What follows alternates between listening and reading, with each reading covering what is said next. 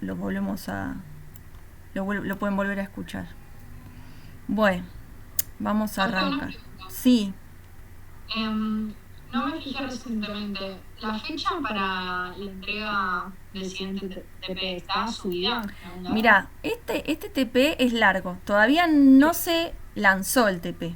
Yo lo que les había recomendado en la clase de la práctica es que vayan viendo la parte de conservación de la masa. Pero Sí. este TP entero tiene conservación de la masa. Ahora, eh, la primera parte de un ejercicio vamos a ver, que es un ejercicio con 3 etapas. Hoy vemos solo esta, que se llama así, álabe fijo con terna fija, que es que pertenece a lo que es la conservación de la cantidad de movimiento.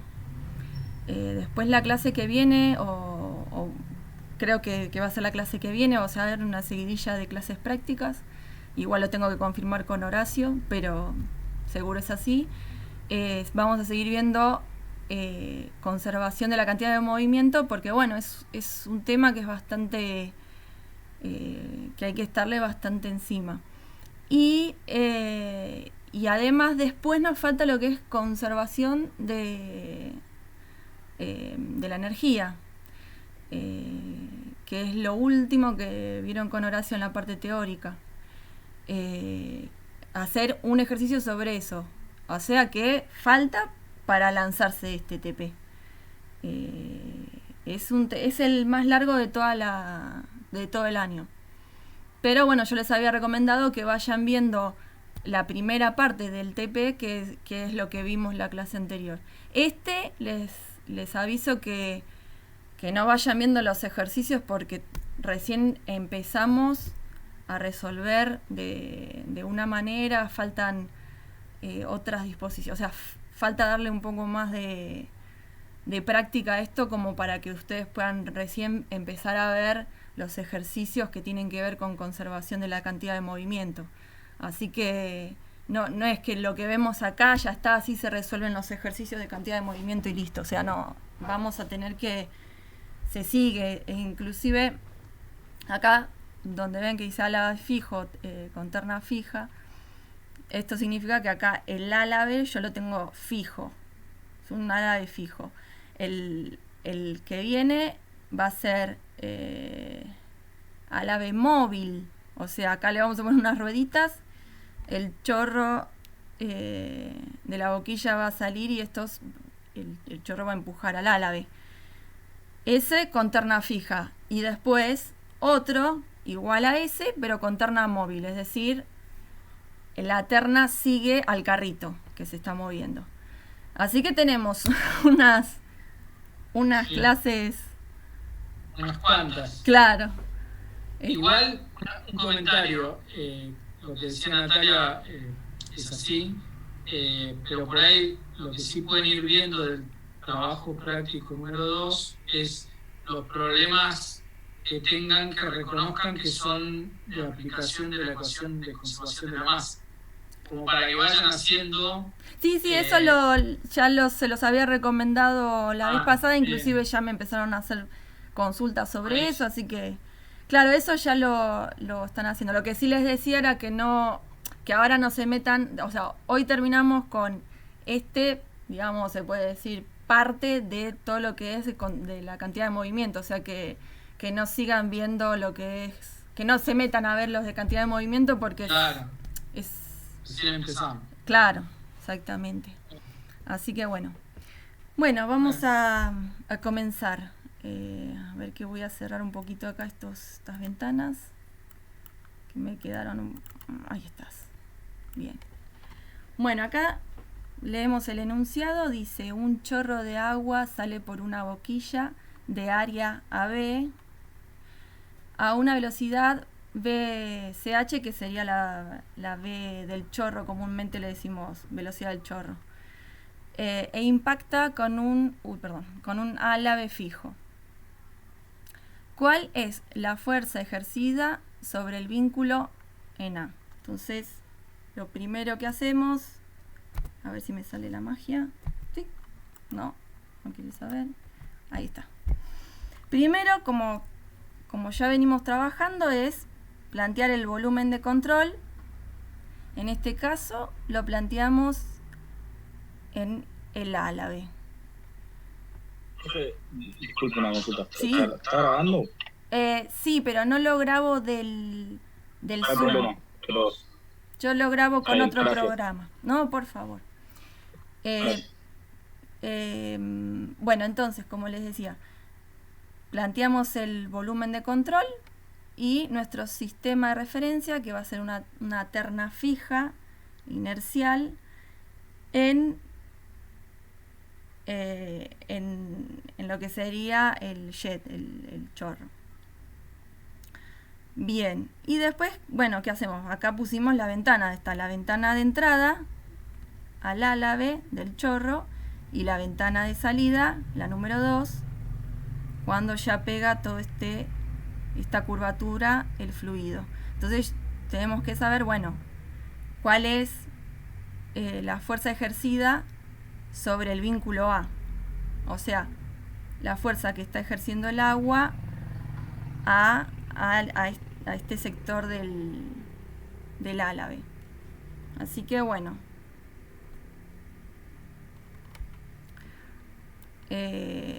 Entonces, acá empezamos a poner lo que son las hipótesis de cálculo. Bueno, adoptamos el volumen de control solidario al álave, fijo e indeformable. Es lo que vimos en el gráfico. Adoptamos una terna fija. Esto acá es medio como redundante porque uno ya, el álave es fijo, pero cuando veamos los otros casos, ahí ya podemos elegir qué terna adoptamos. Y después vamos con las hipótesis para el cálculo de, bueno, que el fluido que tenemos lo podemos considerar incompresible, podemos decir que es agua, así para hablar coloquialmente. Después que el flujo es permanente y que el flujo es uniforme en las ventanas. Esto nos daba la velocidad, que la podíamos sacar fuera de la integral porque en toda la sección la podíamos considerar constante.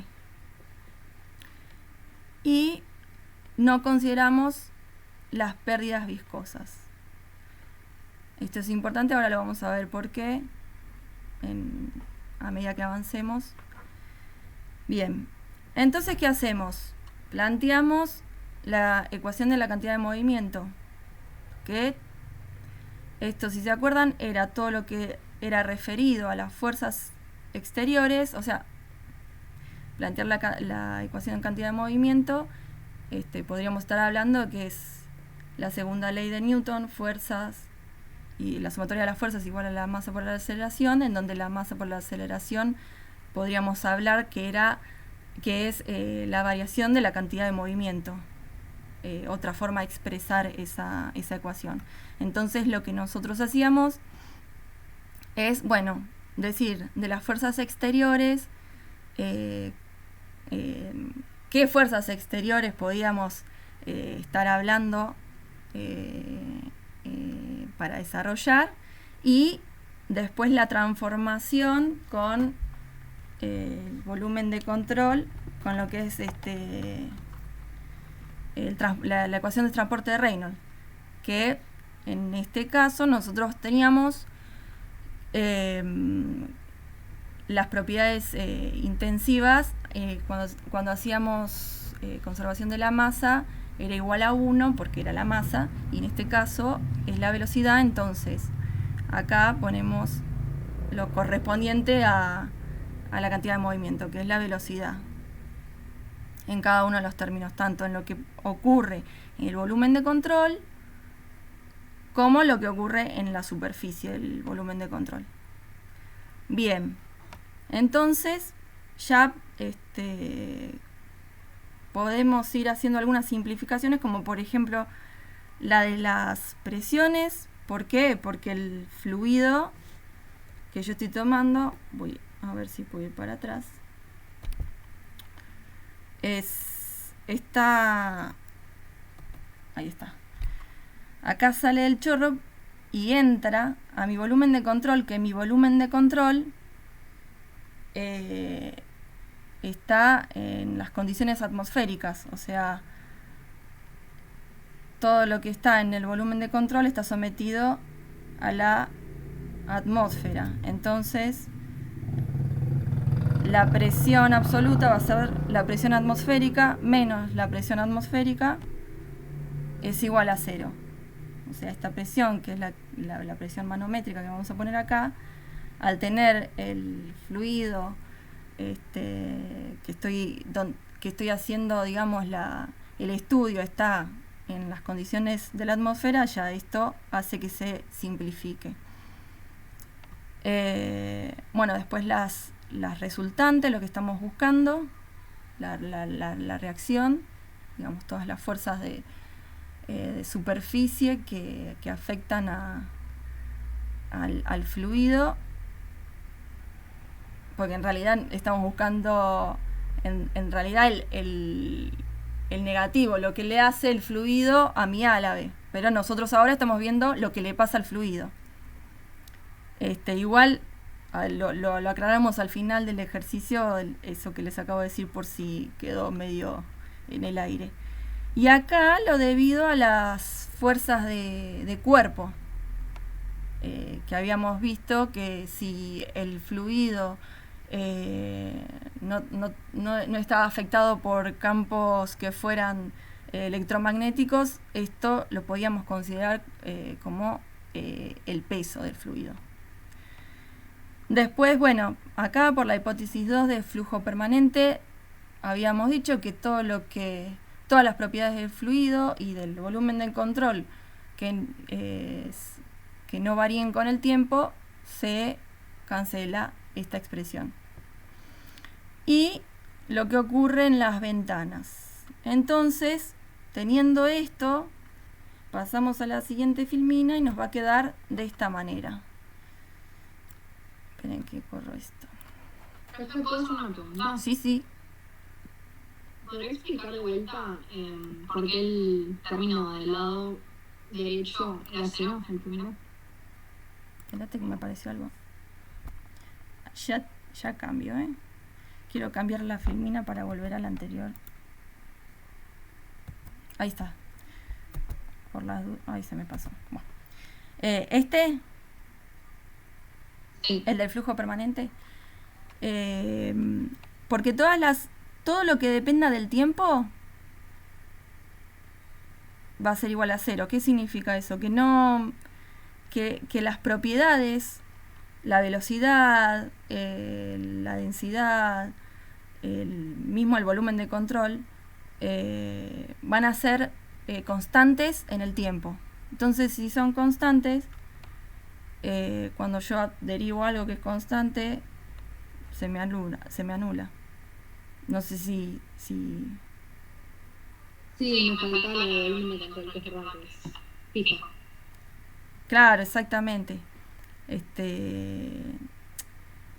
Nosotros en los otros ejercicios en el que el flujo no era permanente, ya esto no se puede anular, porque hay algo, o mi volumen de control, o alguna propiedad dentro del volumen de control que sí está cambiando con el tiempo. Entonces no puedo decir que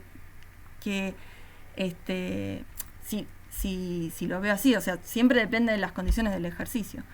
En este caso, el flujo es permanente, entra y sale del álave continuamente.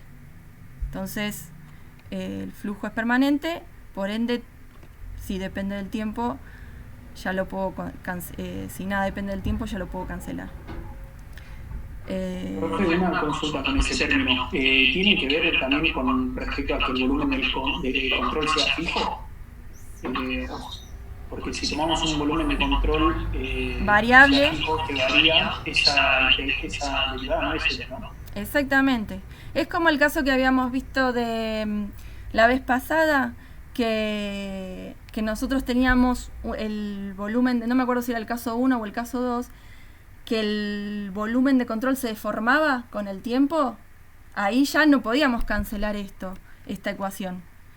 Y se nos ponía que sí podíamos sacar constantes, porque no dependían del tiempo la densidad y el área, porque era el área transversal, pero sí dependía la variación de la altura, digamos la altura, mejor dicho. O sea, cuando el fluido iba aumentando, iba ingresando fluido, el volumen de control se iba deformando, o sea, se iba deformando a la velocidad de la entrada del fluido. Entonces ahí yo ya tenía que esa altura dependía del tiempo. Entonces resolvía el diferencial, la integral del diferencial h, que me terminaba dando h, pero eso es diferencial h respecto de t, que es, en definitiva termina siendo la velocidad de incremento o de crecimiento del volumen de control o del fluido. Es lo mismo porque estaba el volumen de control, podríamos decir, adherido a la superficie del agua. Entonces, cuando subía el agua, se deformaba mi volumen de control. Y entonces, obviamente, no. Ahí sí depende del tiempo. Hay un factor muy importante que sí está cambiando con el tiempo. Pero en nuestro caso, si ustedes se fijan en el gráfico, yo acá está el chorro esperen que me estoy moviendo con la mano y no con. Está el chorro que va, y yo si dejo la canilla abierta, sigue in eternum, salvo que me corten el agua. Eso es flujo permanente, sigue hasta que yo diga basta. Así que como el fluido que yo estoy estudiando está dentro de mi volumen de control y esto es flujo permanente, ya esta la puedo cancelar. Gracias. Gracias. Bien. Bueno, la cuestión es que con todas estas simplificaciones y reordenando un poquito la ecuación, nos queda que la resultante va a ser, pasamos del otro lado lo que era, digamos, la debida al peso, y la resolvimos acá. Y más lo que nos pasa en las ventanas ya con la velocidad, que es la que entra en juego en este tipo de ejercicios donde estamos justamente viendo la variación de la cantidad de movimiento. Pero bueno, acá hay que marcar, ¿se acuerdan de la vez pasada que yo les había hecho el grafiquito ese de tener en cuenta cuándo es velocidad relativa y cuándo es velocidad absoluta, para justamente no confundirnos ahora en estos momentos, que hay que tenerlo muy presente? Entonces, nosotros teníamos esta parte que era el gasto másico, en donde esto es continuidad, si lo ven así, esta partecita. Entonces acá teníamos ρ por la velocidad relativa del fluido, escalarmente el vector área. A todo esto le multiplicamos la velocidad, pero la velocidad, digamos, absoluta que voy a tener. Y la identificamos de esta manera, o sea, ya entramos a observar o a poner en juego los módulos con sus versores, como para llegar a un análisis y entenderlo un poco mejor. Bueno, entonces, genial. Acá tenemos, a ver, ¿por qué estoy haciendo todo esto? Pues yo tengo datos. ¿Qué tengo como datos? Tengo el área de la boquilla y tengo la velocidad del chorro. Esos son mis datos, que les puedo poner número, como les puedo decir, bueno, B del chorro es ese número, B del chorro. Entonces lo hacemos genérico, pero tiene un número. Entonces yo tengo esos dos datos. Por lo tanto, todo lo que ustedes vean acá, los voy a poner en función de esos datos que tengo. Ojo, tengo el ángulo de salida también. Dice alfa. Pero a ver, después todo lo que es Bx, Bi, bueno, tengo que buscar qué es Bx, Bi, B2X, o sea, eso es lo que planteo analíticamente, pero lo tengo que llevar a mis datos reales para poner los números y saber cuánto vale la reacción. Entonces es el proceso que medio les adelanté, porque si no es como, ¿para qué estamos haciendo esto? Bueno, entonces, nosotros sabemos que a un vector lo podemos descomponer en X y en Y. Acá está digamos, puesto el módulo del vector en X. Y en X, ¿qué tenemos? Tenemos la entrada, porque acá hacemos, digamos, resolvemos, digamos, lo que vimos en continuidad, que era negativo las entradas y positivas las salidas. Bien, sí, está bien. Entonces ya directamente a esto lo llamamos G. G1 menos, porque es una entrada, por la velocidad 1 absoluta, el módulo, porque estamos hablando todo de módulo, en X.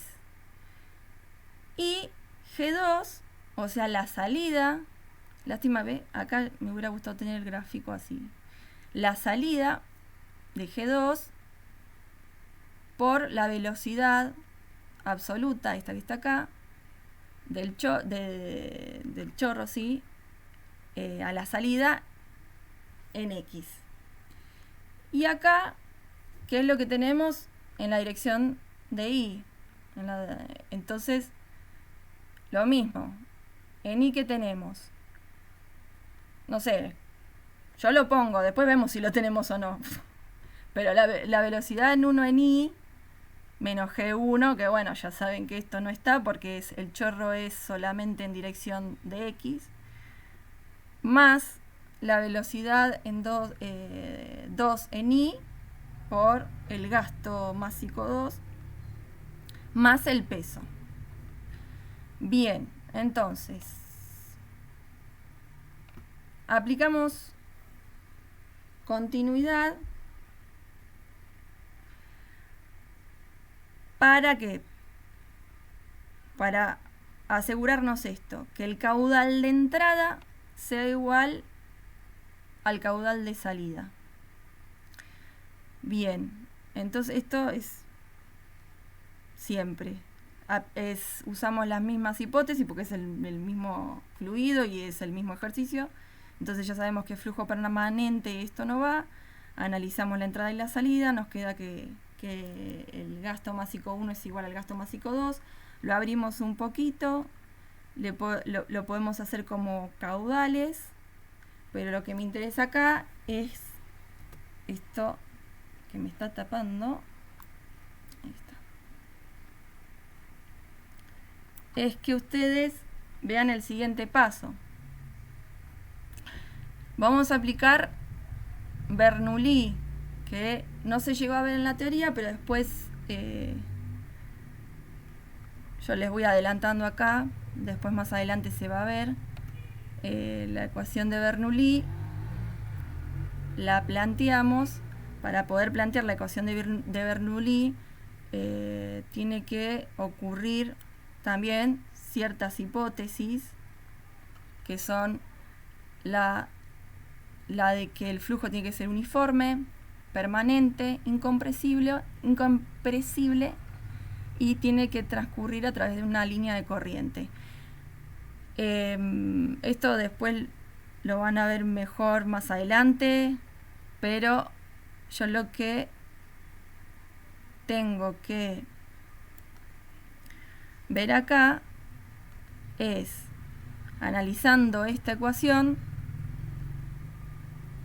digo, bueno, planteo la velocidad relativa en 1 al cuadrado, un medio de ella, más la presión en 1 sobre ρ. Esta es una manera de expresar la ecuación de Bernoulli, más la gravedad por Z1 es igual a lo que tenemos en la salida.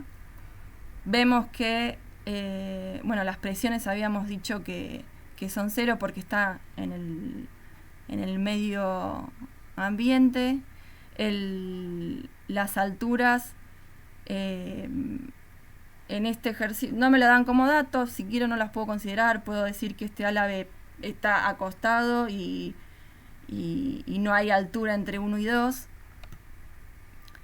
Entonces me queda que el módulo de la velocidad relativa en 1 es igual al módulo de la velocidad relativa en 2. Y esto es muy importante, primero porque me dice que el área que está entrando acá es igual al área que está saliendo y que es igual al área de la boquilla.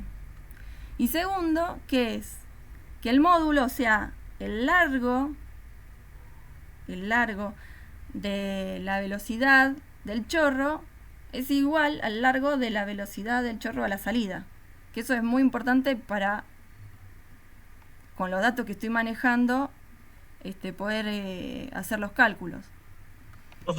Sí. Disculpe, ¿eso no sería de conservación de la energía? O sea, sale de conservación de la energía.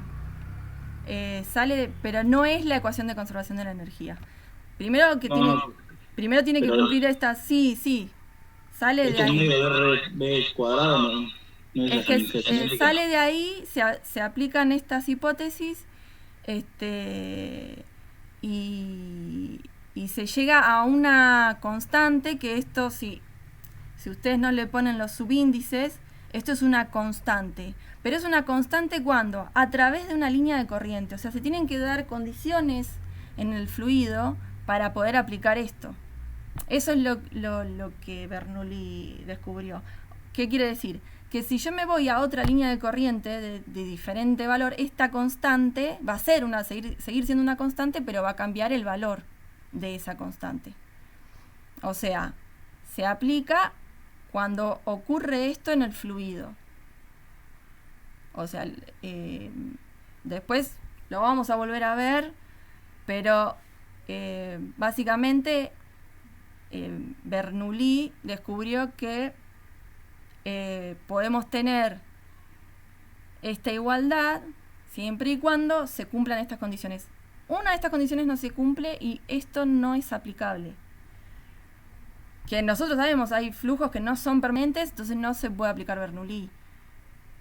Siempre hay una trampita para hacer, pero tiene que pasar estas cosas a través de una línea de corriente en donde esta constante de decir, bueno, esto más este término más este término más este término va a ser igual a este término más este término más este término. Bien. No sé si quedó... pero bueno, cualquier cosa. Sí, está bien. Bueno, gracias por la respuesta. Bien, entonces aplicamos Bernoulli porque coinciden nuestras hipótesis del ejercicio con las hipótesis de Bernoulli y sacamos la conclusión. Chini, no puedes ir, anda, por favor, estoy en clase. Bueno, perdón, pero estoy en una semana muy, muy complicada y pasan estas cosas. No sé qué quiere que pause, pero no importa. Bueno, entonces, volvamos. Lo importante acá es rescatar esto, que la velocidad relativa en 1 es igual a la velocidad relativa en 2. En módulo. Bien, ahora ¿qué hacíamos? Pasábamos a analizar las velocidades. ¿Se acuerdan que nosotros teníamos que la velocidad relativa, que era la velocidad de fluido respecto del volumen de control, es igual a la velocidad absoluta, que es la velocidad del fluido respecto de mi terna, en este caso fija e inercial, menos la velocidad del volumen de control, que es la velocidad del volumen de control, o sea, que tiene del volumen de control respecto de la terna fija. En este caso, ¿qué pasa?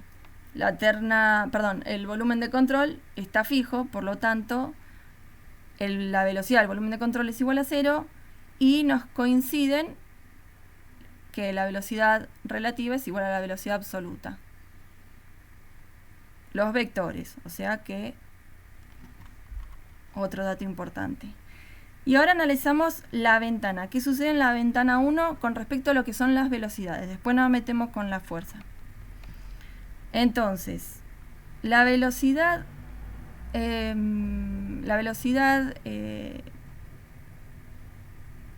absoluta en 1, o sea, la velocidad del chorro, podríamos decir, es la que está entrando también en la ventana 1. Entonces, ya podemos ir poniendo que la velocidad vector velocidad 1 es igual a la velocidad del chorro versor I. Bien. Ahora analizamos la velocidad relativa en 1. ¿Qué hago? Me paro en la ventana y me fijo qué está entrando en la ventana.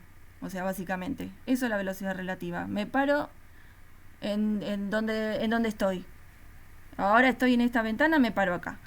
¿Y qué veo? Veo que entra la velocidad absoluta, o sea, la que viene acá. Que es, en definitiva, la velocidad del chorro por el versor I. Bien, genial. Entonces, ahora voy a analizar qué ocurre acá, en la salida. Y bueno, tengo el gran dato, gracias a Bernoulli, de que la velocidad relativa en 1 en módulo es igual a la velocidad relativa en 2 en módulo. Entonces, ¿cuál era el módulo de la velocidad relativa en 1? Era la velocidad del chorro. ¿Qué hago? Lo escribo vectorialmente. ¿Y qué digo? Que es la velocidad. Acá vieron, me faltó un pasito, perdón. La velocidad sería del chorro por el coseno de alfa en I, porque le estoy dando la composición, la parte de la componente en X. Si nos fijamos, esto acá me gustaría que haya una flechita acá para decir, bueno, entonces esta es la velocidad del chorro en X, que sería negativa, porque si me fijo respecto de mi terna de referencia, la flechita iría para acá, el coseno de alfa, pero de este alfa, o sea, de este ángulo, quiero decir. Yo podría haber hecho un beta acá, un beta, y decir, bueno, me olvido de este signo y le pongo por el coseno de beta, que ya el coseno de beta, al ser el ángulo mayor a 90 grados, me va a dar ya el signo. Pero esta es otra manera, puedo decir, no, bueno, yo el signo se lo pongo acá y uso este ángulo. Pero ya sé que no me tengo que olvidar de ponerle el signo negativo, porque la dirección y el sentido van justamente 180 grados a lo que va lo que es positivo en mi terna. Más, ahora me falta componerlo en la parte en I, que es la velocidad, el módulo de la velocidad del chorro por el seno de ese ángulo en I. Este positivo, bueno, va para arriba también. Y por último, gracias también a esto, de que la velocidad del volumen de control es igual a 0, puedo decir de que la velocidad absoluta es igual, en 2, es igual a la velocidad relativa en 2, todo esto vectorialmente. Bien. Sigamos. Hasta aquí está claro, ¿no? Creo que si no me hacen preguntas es porque está bien. Sí, profesor. Bien. Esperen que no pasa tan rápido como quisiera esto.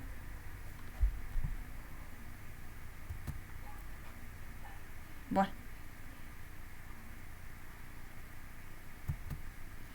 Está recolgado, perdón, pero... ¡Uy, no pasa! Vamos. Ahí está. Bien. Bueno, ahora ¿qué hacemos? Esas velocidades que vimos, que analizamos, las ventana 1, la ventana 2, yo las puse acá de nuevo para ver, bueno, qué metemos en lo que es las fuerzas. O por lo menos vamos a reemplazarlo, lo que teníamos. La fuerza, la componente en X, ¿se acuerdan que era la velocidad absoluta en X por el gasto en la ventana 1 más la velocidad 2 en X por el gasto en la ventana 2? Esa era todo lo que yo podía tener como resultante en el eje X. Y bueno, entonces vamos, gracias a esto que hicimos acá y que hicimos acá abajo, que es lo que vieron en la filmina anterior, así que no se asusten, porque es difícil retener todo esto. Reemplazo. Entonces, ¿qué digo? Bueno, ¿cuál era la velocidad 1 en X? Me fijo, la velocidad 1 en X era la velocidad del chorro. Bien, velocidad del chorro menos, por el gasto de esto negativo. Y... ¿cuál era la velocidad 2 en X? A ver, espérate, estaba por acá.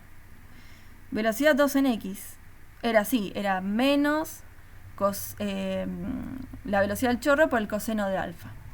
Listo, la pongo acá, por el gasto 2. ¿Y ahora qué hago? Digo, bueno, ¿qué era el gasto 1 y qué era el gasto 2? Lo abro.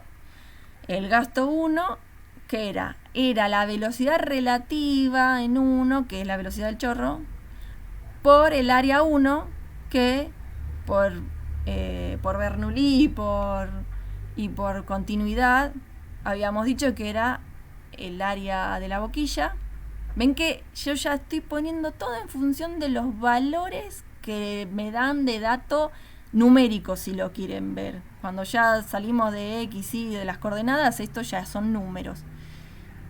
Menos, ahora todo esto lo abrimos acá y es la velocidad del chorro por el coseno de alfa por el gasto 2, que era ρ por la velocidad del chorro, porque era la velocidad relativa en 2, por el área 2, que era igual al área 1, que era igual al área de la boquilla. Bien, acomodamos un poquito esto y nos queda, me faltó darle un poco más de color a esto también, perdón, pero bueno. Porque acá podemos, agrupamos, sacamos factor común la velocidad del chorro, nos queda velocidad del chorro al cuadrado, y acá nos queda el coseno de alfa. Sacamos factor común, que es la velocidad del chorro, y los gastos, que son iguales.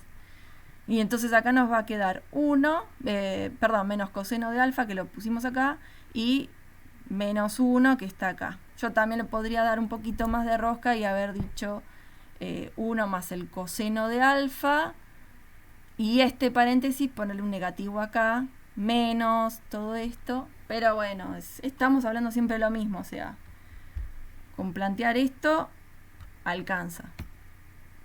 Ya nos queda, ya tenemos la resultante en X. Ahora tenemos que seguir con la resultante en Y, a ver cómo nos queda.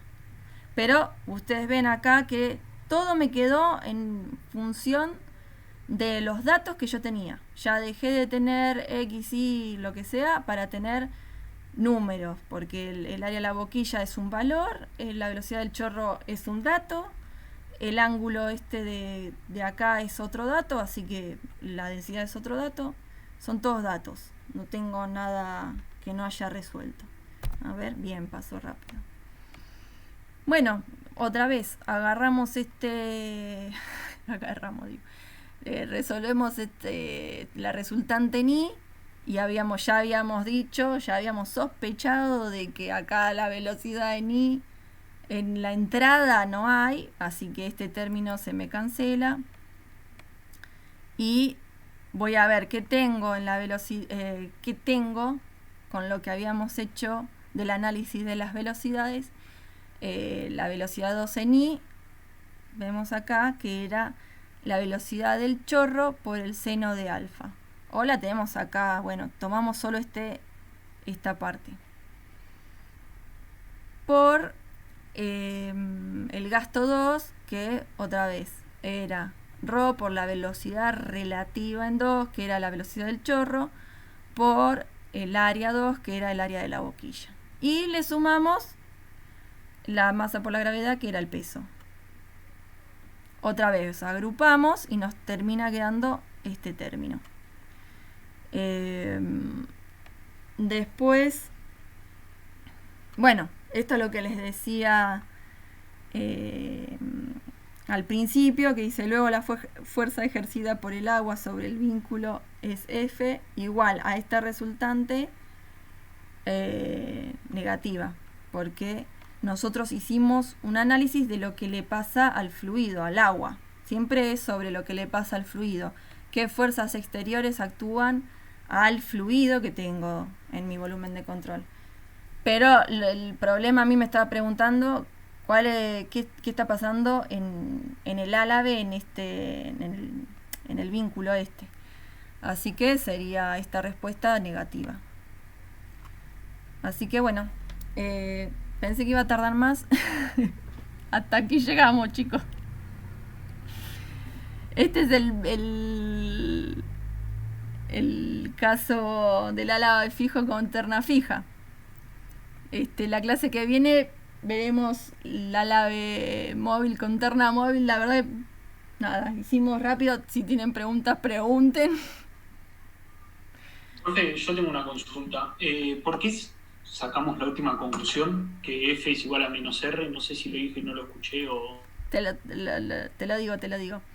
Nosotros cuando hacemos el análisis, cuando nosotros planteamos la conservación de la cantidad de movimiento, decimos que son las fuerzas, la sumatoria de las fuerzas exteriores es igual a la variación de la cantidad de movimiento. Ese término, el de la variación de la cantidad de movimiento, es de lo que le está pasando al fluido y a mi volumen de control. O sea, lo que le pasa al fluido cuando vienen fuerzas externas a atacarla, si querés decirlo de otra manera. Entonces, ¿qué le pasa al fluido? Y bueno, lo que le pasa al fluido es esto que está acá. O sea, esta fuerza, las fuerzas externas que son las que hacen que impulse este chorro, si lo querés ver no sé si está bien dicho, pero sería algo así, pegan contra el álave y el fluido toma esta dirección. Bueno, ¿qué le pasa al fluido con eso? Le pasa todo esto que está acá, o mejor dicho, le pasa esto que está acá en la dirección en la dirección de Y, y en la dirección de X le pasa lo que habíamos visto. Entonces, es lo que le pasa al fluido esto. Pero a mí lo que me están preguntando, ¿cuál es la reacción de vínculo en el álave? Claro, y como es fijo, tiene que ser igual a la del fluido, de lo contrario, ¿no? Claro, es acción-reacción, es en el sentido contrario. Claro. Después va a pasar, si esto se está moviendo, va a pasar lo mismo en el sentido en que va a ser acción-reacción, pero este valor, no sé si en Y, pero en X puede estar modificado. O sea, ya lo vamos a ver en la clase que viene, en donde analizamos que esto tiene rueditas y se mueve hacia la derecha, cómo son las reacciones que va a tener. Obviamente que va a cambiar porque si esto se mueve, no es lo mismo que estuviese fijo, eso sí. Pero a nivel acción-reacción sí, es lo contrario, o sea, el de signo contrario. ¿Por qué? Porque yo acá estoy estudiando el fluido. ¿Qué le ocurre al fluido? Y no lo que le ocurre, o sea, después por acción-reacción justamente le va a ocurrir al álave. O sea, a lo que voy es qué fuerza le voy a tener que poner, no sé, a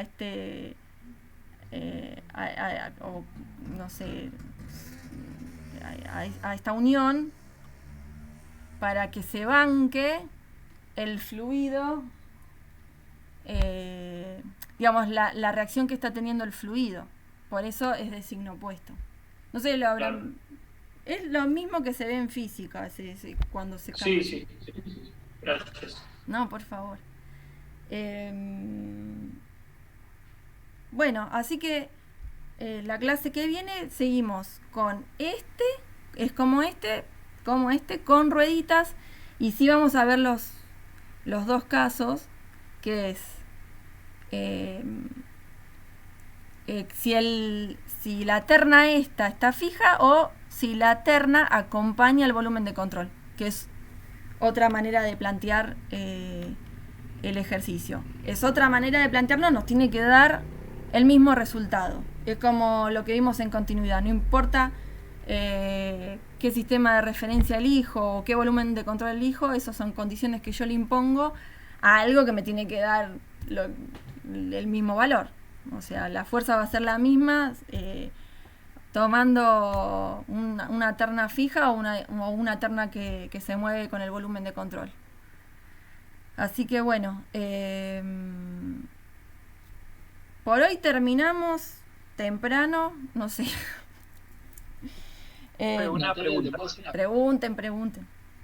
Una pregunta de Bernoulli, ¿no? Ahí descartamos la parte de la altura de H, porque bueno, dijimos que estaría todo en el mismo nivel, sin altura.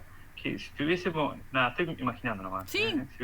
Si hubiésemos tenido ahí una altura H, ¿qué hubiese pasado? ¿Se agregaba un término más de cada uno de los lados? Y sí. No hay otra. Si vos lo tenés, no pasaba más que esto, ¿no? En este caso, está perfecta la pregunta. En este caso, no nos dan datos, no nos dicen nada. Podemos decir, bueno, hasta podemos decir o que está acostado o que la altura, digamos, el valor que me da de la gravedad por esa altura, o sea, por la diferencia de Z1, Z2, es insignificante con respecto a los valores que me dan acá, o que me da de las velocidades. Esa también, porque te puede dar numéricamente, qué sé yo, insignificante. O si es dato del problema, sí, tranquilamente lo tenés que poner. De hecho, hay ejercicios que tenemos que considerar la altura, que sí cambia. Así que, pero nada, sí, sería un término más que se agrega. Es un término que después te termina quedando. Igual eso lo vamos a ver más adelante. O sea, en este tipo de ejercicios no lo vemos, pero sí lo vamos a ver más adelante cuando ya entremos a ver flujo en tuberías, en la segunda parte del año.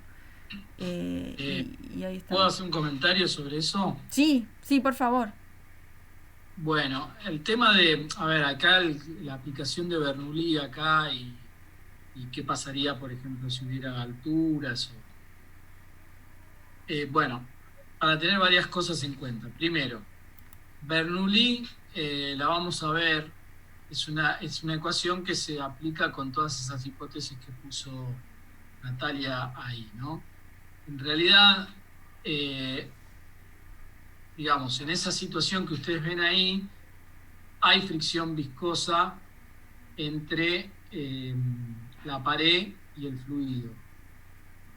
Una de las hipótesis muy importantes para poder aplicar esta ecuación de Bernoulli es que el flujo sea no viscoso, o sea que no haya pérdidas, como puso ella al principio, no está acá, pero lo había puesto acá está, no se consideran las pérdidas viscosas. Que no se consideren pérdidas viscosas. O sea, como alguien planteó por ahí, como la ecuación de Bernoulli se puede obtener a partir de la ecuación de energía. No es la ecuación de energía, pero se puede obtener a partir de la ecuación de energía, y de hecho esto efectivamente es una energía cinética específica, y esto es una energía potencial gravitatoria específica. Yo estoy diciendo esto como si me vieran dónde muevo el mouse. O sea, espera que te pongo... está bien. El término 1 medio B cuadrado es una energía cinética específica, y el término GZ es una energía potencial gravitatoria específica. Efectivamente, o sea que estaba bien lo que planteaban por ahí. pero es una ecuación, digamos, de conservación de energía muy particular, en donde lo que se conserva es la energía mecánica y no hay pérdidas de energía por fricción o por la viscosidad del fluido. Bueno, eso es una hipótesis que en realidad, estrictamente hablando, ahí no es cierta, porque hay fricción. Sin embargo, el por qué se desprecia es porque, digamos, si yo pusiera un medidor de velocidad a la entrada del árabe, y un medidor de la velocidad, el módulo de la velocidad, ¿no? VR, a la salida del árabe, estaría experimentalmente, obtendrían velocidades muy similares, o sea, por ahí la diferencia es pequeña, debido a esas pérdidas que en realidad existen y que acá no estamos considerando. Entonces, eso es lo primero que hay que tener en cuenta. O sea, esto es una hipótesis simplificadora o simplificativa de la realidad. Sabemos que hay pérdidas, sin embargo las estoy despreciando para poder hacer el cálculo, porque no es muy grande el error que cometo al asumir que Bernoulli se cumple. Primera cuestión. Si hubiera diferencias de altura importantes,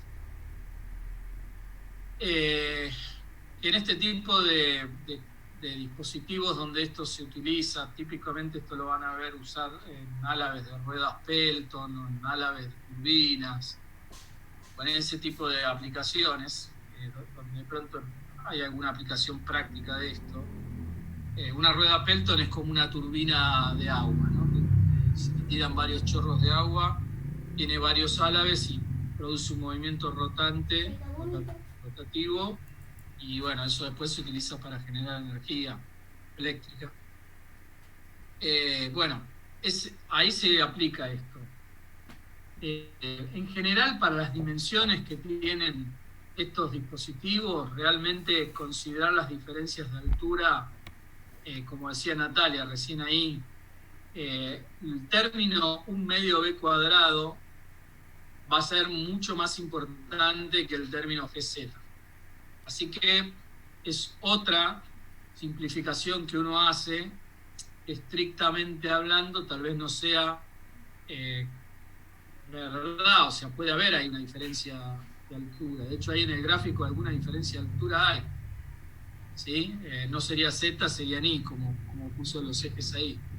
Pero es despreciable. Entonces, uno asume con criterio esto. Entonces, esas son simplificaciones pero hay que poder justificar, cuando uno adopta estas hipótesis simplificativas, el por qué las aplica, ¿no? Y bueno, ahí está un poco la habilidad de la persona que hace el análisis. Bueno, igual nosotros le mostramos en estos ejercicios típicamente cuáles son las hipótesis que se pueden aplicar. Si vos no hubieras aplicado Bernoulli ahí, no podrías decir que las velocidades son iguales, ¿no? En BR1 y BR2. Está bien. Si vos tenés forma de conocer esos valores, podés hacer el cálculo y listo. Mejor todavía, o sea, si vos midieras experimentalmente esos valores, podrías ponerlos ahí y tal vez no serían exactamente iguales. ¿Está bien? Pero bueno, acá asumimos esa hipótesis porque además no es grande el error que estás cometiendo. Ahora, si yo estoy en una cañería que tiene un tanque a 30 metros de altura y la salida de la cañería está abajo a nivel del suelo, y ahí no puedo despreciar la altura, ¿verdad? Ni tampoco puedo despreciar las pérdidas que tengo en esa cañería.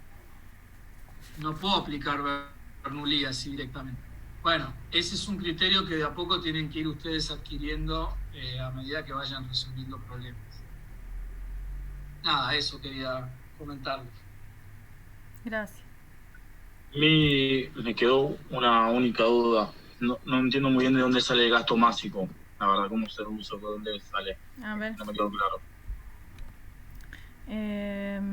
Espera porque está medio colgado esto. Ujú.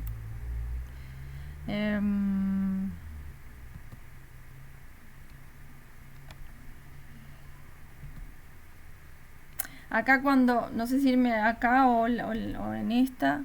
Bueno, vamos acá. Acá cuando planteamos la ecuación de la cantidad de movimiento, es más, mira, creo que tengo en la anterior, para recordar un poquito más para atrás, espera que te voy a sacar esto, que ahí está. Nosotros teníamos esto que lo habían visto con Horacio en la teoría, en donde aplicábamos el teorema de Reynolds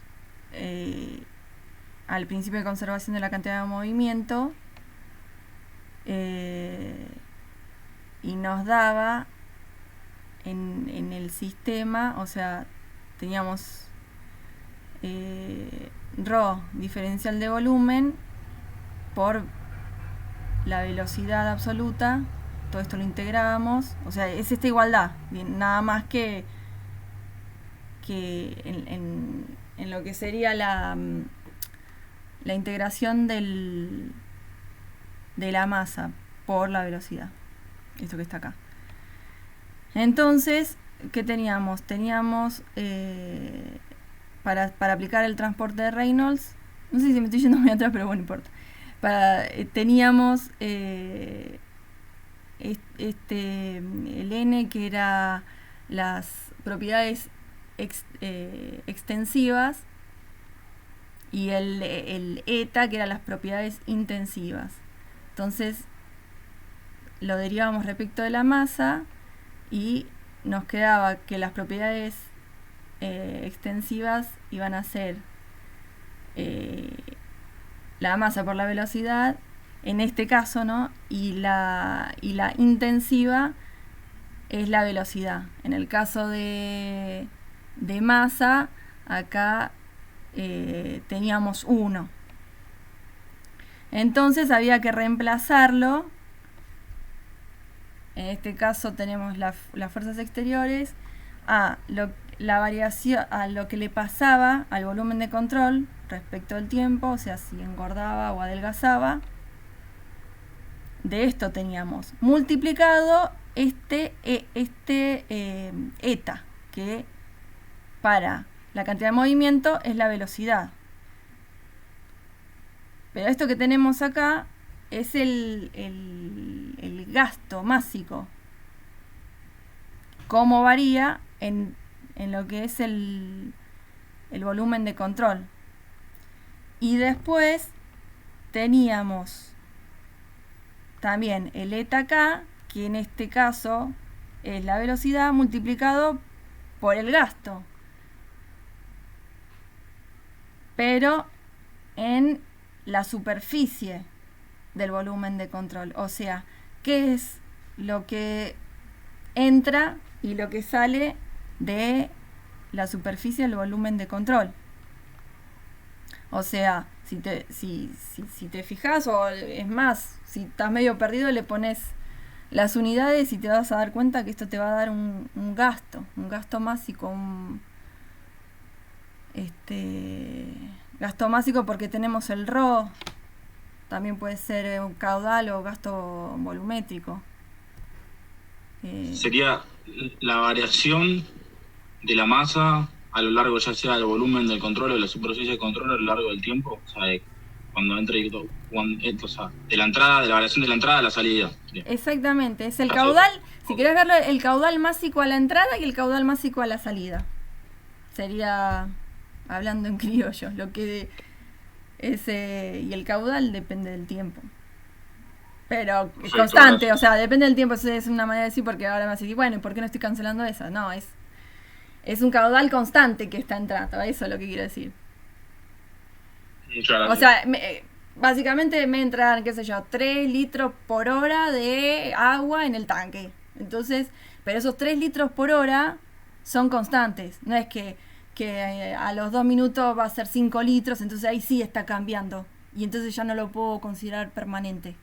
¿Entendés? O sea, son constantes, está entrando 3 litros por hora o por lo que sea. Ese es el caudal volumétrico. Obviamente que si lo multiplicas por la densidad, o sea, por el fluido, que es lo que está entrando, va a ser el caudal másico, el gasto, como se le suele llamar también, que es ese G. Perfecto, gracias, profe. No, por favor. Profe, una pregunta. Sí. La masa de fluido que aparece ahí, creo que MF es masa de fluido, en el peso, en nuestro ejercicio. Sí, espera que voy para allá. Bueno. Sí, Nosotros lo tenemos. ahí está. Bueno, esa es otra cuestión. Si no me la dan como dato, si la masa del fluido o esta reacción no me la dan como dato, yo puedo solamente considerar, digamos, lo que le pasa fluidodinámicamente al agua, a lo que estoy estudiando, y decir, bueno, luego en, no sé, cálculos estructurales se deberá hacer el cálculo del peso.